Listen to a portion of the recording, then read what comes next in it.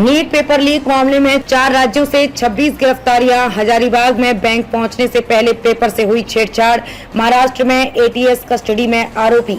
NEET paper leak मामले में CBI case दर्ज कर चुकी है। बिहार ईओयू की रिपोर्ट के मुताबिक झारखंड के हजारीबाग में क्वेश्चन पेपर के रखरखाव और रिसीविंग में लापरवाही हुई है।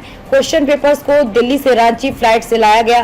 क्वेश्चन पेपर सीधे एसबीआई बैंक की ब्रांच में पहुंचने चाहिए थे, लेकिन इन्हें कुरियर कंपनी के बाहर ही छोड़ दिया।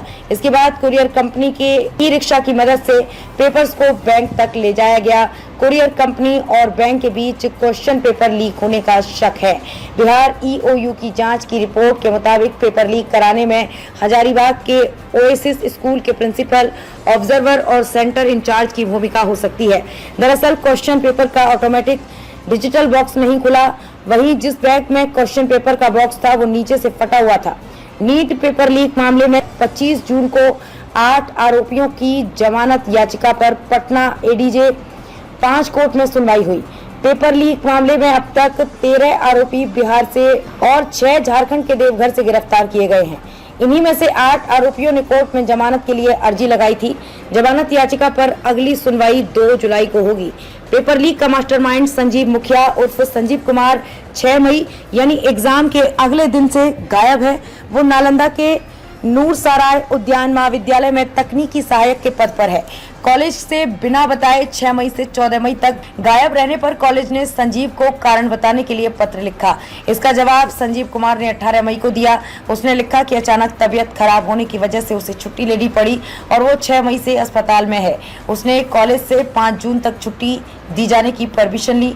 पेपर लीक मामले में 25 जून को महाराष्ट्र में एटीएस ने 4 शिक्षकों के खिलाफ पब्लिक एग्जाम एक्ट 2024 के तहत मामला दर्ज किया है। इसके अलावा लातूर के 2 टीचर संजय तुकाराम जाधव और जलील खान को गिरफ्तार किया गया है। स्पेशल कोर्ट ने आज दोनों आरोपियों की पुलिस रिमांड 2 जुलाई तक बढ़ा दी है। तीसरे आरोपी कोंगलवार को हिरासत में लिया गया, जबकि चौथा गंगाधर अब भी फरार है। अब नीट यूजी एग्जाम में खासतौर पर 2 गड़बड़ियों को लेकर सुप्रीम कोर्ट में याचिकाएं दायर हुई हैं। परीक्षा में कई स्टूडेंट्स को ग्रेस मार्क्स दिए गए, जिसकी वजह से 67 स्टूडेंट्स एआईआर फर्स्ट के साथ टॉपर बन गए। पेपर कैंसिल कर री एग्जाम की मांग की गई। एग्जाम में गड़बड़ियों को लेकर देश भर में प्रदर्शन के बाद एनटीए ने 8 जून को प्रेस कॉन्फ्रेंस की। एनटीए ने बताया कि देश के 6 सेंटर्स पर स्टूडेंट्स को एग्जाम हॉल में कम समय मिला था, इसलिए कुल 1563 कैंडिडेट्स को ग्रेस मार्क्स दिए गए। हालांकि एनटीए ने ये नहीं बताया कि ये मार्क्स किस आधार पर दिए गए। इन स्टूडेंट्स के लिए 23 जून को री एग्जाम कंडक्ट किया गया। एग्जाम में सिर्फ 813 कैंडिडेट्स शामिल हुए, जबकि 750 ने एग्जाम नहीं दिया।